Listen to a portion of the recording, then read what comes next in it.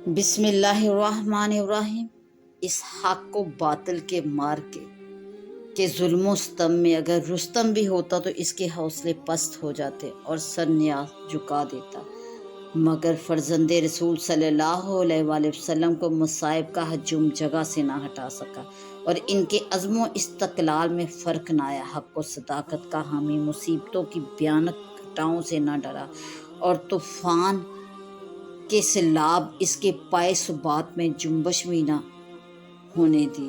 دین کا شدائی دنیا کی آفتوں کو خیال میں نہ لایا۔ 10 محرم تک یہی بحث رہی کہ حضرت امام رضی اللہ عنہ یزید کی بیعت کر لے۔ اگر آپ یزید کی بیعت کرتے تو وہ تمام لشکر آپ کی حمایت میں ہوتا، آپ کا کمال اکرام اور احترام کیا جاتا، خزانوں کے منہ کھول دیے جاتے اور دولت دنیا قدموں پر لٹائی جاتی، مگر جس کا دل دنیا کی محبت سے خالی ہو اور دنیا کی بے ثباتی کا راز جس پر منکشف ہو، وہ اس طلسم پر کب مفتون ہوتا ہے؟ جس آنکھ نے حقیقی حسن کے جلوے دیکھے ہوں، وہ نمائشی رنگ و روپ پر کیا نظر ڈالے؟ حضرت امام رضی اللہ عنہ نے راحت دنیا کے منہ پر ٹھوکر ماری اور راہ حق میں پہنچنے والی مصیبتوں کا خوش دلی سے خیر مقدم کیا، اور باوجود اس قدر آفتوں اور بلاؤں کے ناجائز بیعت کا خیال اپنے قلب مبارک میں نہ آنے دیا اور مسلمانوں کی تباہی اور بربادی گوارا نہ فرمائی۔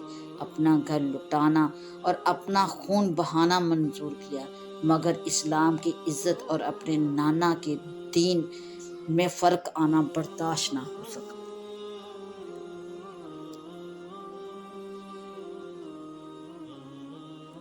10ویں محرم کا قیامت نما دن آیا۔ جمعہ کی صبح حضرت امام رضی اللہ عنہ نے تمام اپنے رفقا اہل بیت کے ساتھ فجر کے وقت اپنی عمر کی آخری نماز باجماعت نہایت ذوق و شوق اور عاجزی اور خشوع کے ساتھ ادا فرمائی۔ پیشانیوں نے سجدوں میں خوب مزے لیے، زبانوں نے قرات اور تسبیحات کے لطف اٹھائے۔ نماز سے فارغ کے بعد خیمے میں تشریف لائے۔ 10ویں محرم کا آفتاب قریب طلوع ہے۔ امام علی مقام رضی اللہ عنہ اور ان کے تمام رفقا اہل بیت 3 دن کے بھوکے پیاسے ہیں۔ ایک قطرہ آب میسر نہیں آیا اور ایک لقمہ حلق سے نہیں اترا۔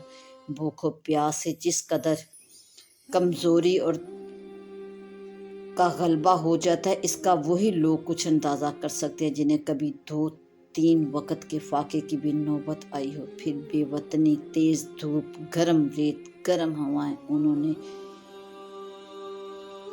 آغوش رسالت کو کیسا پسماردہ کر دیا ہوگا۔ ان غریبان وطن پر رود جفا کے پہاڑ توڑنے کے لیے 22,000 فوج اور تازہ دم لشکر، ساز و سامان، نیزے، تیر، تلواریں، صفیں بندھے، موجودہ جنگ کا نعرہ بجا دیا گیا اور مصطفیٰ صلی اللہ علیہ وآلہ وسلم کے فرزند اور فاطمہ زہرا رضی اللہ عنہا کے جگر بند کو مہمان بنا کر بلانے والی قوم نے جانوں پر کھیلنے کی دعوت دی۔